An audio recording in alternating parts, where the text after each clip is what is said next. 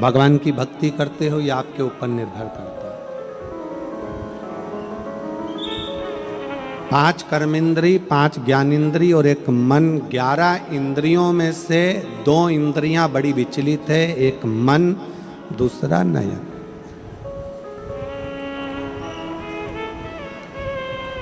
इन दोनों इंद्रियों को संयमित रखना है। और जब ये दोनों इंद्रियां आपके संयमित हो जाएगी, नयन भटकना छोड़ देंगे, मन भटकना छोड़ देगा, तो मन शिव में अपने आप चला जाएगा, अपने आप।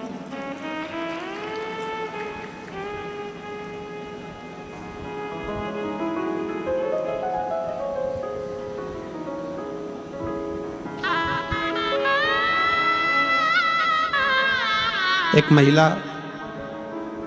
यहां प्रैक्टिकल करने के लिए आई, उसका भी पत्र है।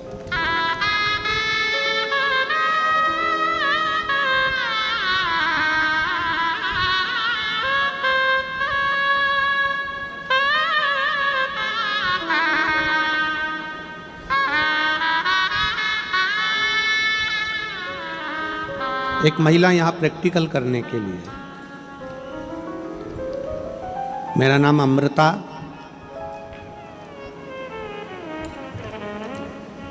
जरा पढ़ के बताओ क्या लिखा है नाम। आप लोग पढ़ेंगे तो हमको समझ में आ जाएगा। मेरा नाम अमृता,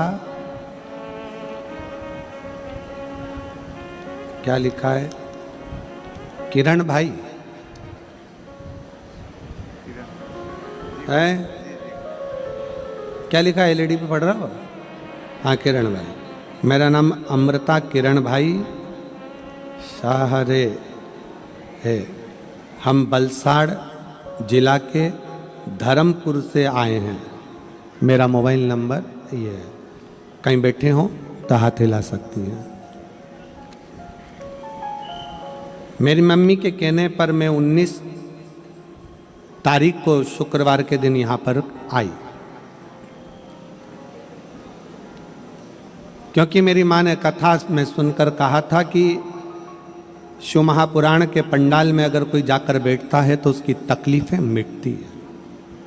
मैंने मेरी माँ से चैलेंज करा था, क्या ऐसा हो सकता है? एक दिन के लिए मैं कथा में आई 19 तारीख को। मुझे एक गर्दन की तकलीफ थी, जिसका मैं बहुत दिनों से तकलीफ भोग रही थी और दवाइयाँ खा रही थी। इतना दर्द रहता था कि मैं 1 सेकंड के लिए भी सही से बैठ नहीं सकती थी। पर मैं मेरी माँ की शर्त लगाकर यहाँ कथा सुनने के लिए आई। आपने कथा में कहा कि पंडाल की मिट्टी साधारण नहीं होती, यहाँ इतना मंत्र जाप होता है तो यहाँ की मिट्टी भी चंदन हो जाती है। उसी मिट्टी को मैंने अपनी गर्दन पर लगा लिया और गर्दन पर पहले दिन लगाया, मुझे थोड़ा आराम लगा। दूसरी बार लगाया तो बाबा की कृपा से आज मेरी गर्दन 80% ठीक हो गई। मैं दूसरे दिन आज फिर से कथा सुनने के लिए महादेव की, आज फिर से कथा सुनने के लिए महादेव की मैं यहाँ पहुँची हूँ। आज मेरी फैमिली भी पूरी आई है, क्योंकि मेरा विश्वास अंदर से जाग गया कि शिव महापुराण कोई साधारण नहीं है। जिस दर्द को मैं इतने सालों से सह रही थी, आज मेरा दर्द पूर्ण रूप से समाप्त हुआ। कहीं बैठी हो तो एक बेलपत्र लेने के लिए जरूर आए। एक विश्वास,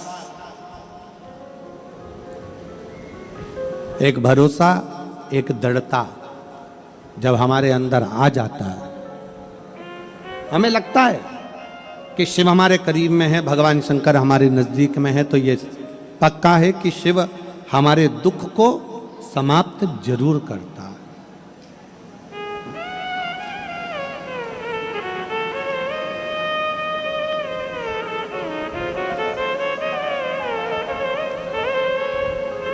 तेरे दरबार की बाबा निराली शान देखी,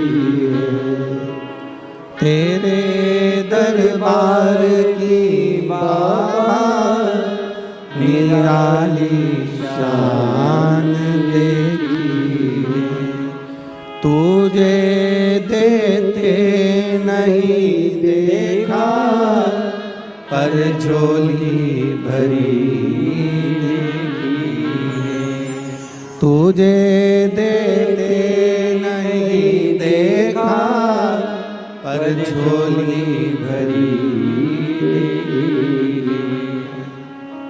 हमने उसको देखा तो नहीं,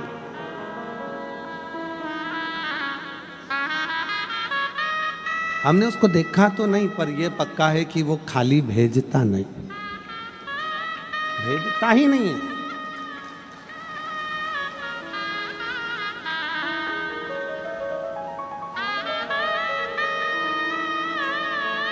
हमारा भरोसा, हमारा विश्वास जितना जितना दृढ़ होते चले जाता है, शिव हमारे नजदीक में आते चले जाते हैं। सारी इंद्रियां आप अपनी जगह रखो, पर दो इंद्रियों पर संयम रखो। महाबलेश्वर की कथा कहती है, एक ब्राह्मण के घर में एक लड़की ने जन्म लिया जिसका नाम सोमनी था।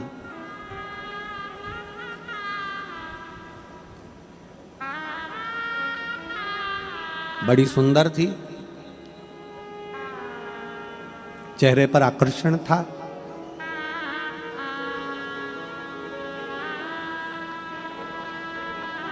उसमें इतना आकर्षण था कि वो किसी को भी अपनी ओर काबू में कर सकती थी।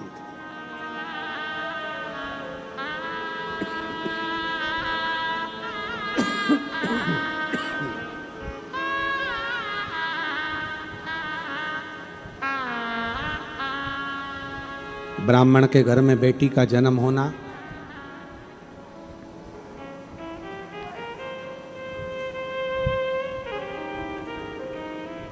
अपनी बेटी से वो हमेशा कहते थे ब्राह्मण देवता कि तुम शिवालय जाया करो, भगवान की आराधना करा करो, शिव मंदिर जाया करो, पूजन करा करो, अर्चना करा करो, पर वो जाती नहीं थी। ए मेरी सूरत की जीजियों, मेरे जीजाओं, बेटियों, बेटाओं, मेरी माताओं, मेरे भाई, बच्चों को लैपटॉप दिलाओ, मोबाइल दिलाओ, कपड़े दिलाओ, बेटों को तुम सारा सामान दिलाओ, पर निवेदन है अपने बेटों को संस्कार जरूर दिलाओ।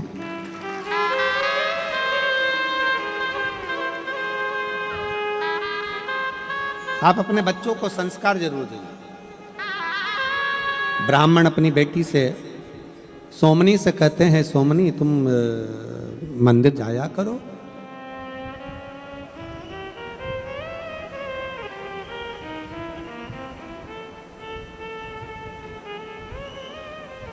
सोमनी तुम मंदिर जाया करो। मंदिर क्यों नहीं जाती हो? सोमनी को समझाया पर सोमनी मानती नहीं। एलईडी वाले एलईडी चालू करें पीछे की।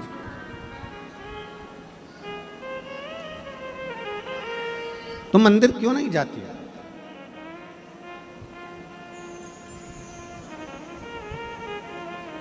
सोमनी मंदिर जाना पसंद नहीं करती।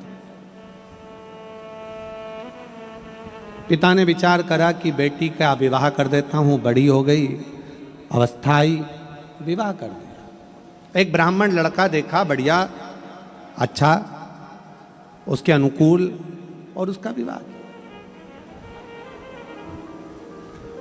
शादी के 3 साल निकले थे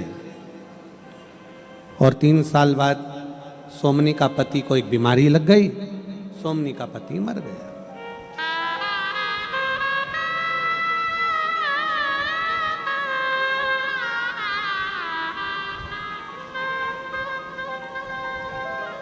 सोमनी का पति चले गया। बिलखती हुई सोमनी को उसके पिता अपने मायके अपने घर पर लेकर आ गए। सुंदर इतनी थी ना कि किसी को भी आकर्षित कर लेती थी। पर आपसे पूछे की बात बताना कि वो सुंदर किस काम की, वो सुंदरता किस काम की जिस सुंदरता में भगवान का भजन ना हो पावे।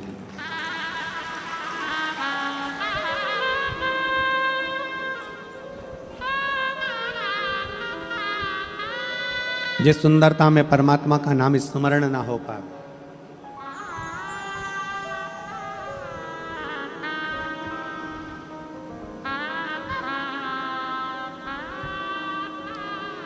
आप पढ़ाओ बच्चों को खूब, आप बेटा बेटी का खूब अच्छा एजुकेशन कराओ,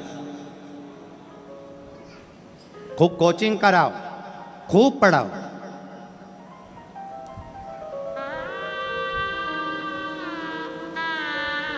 पर बच्चों को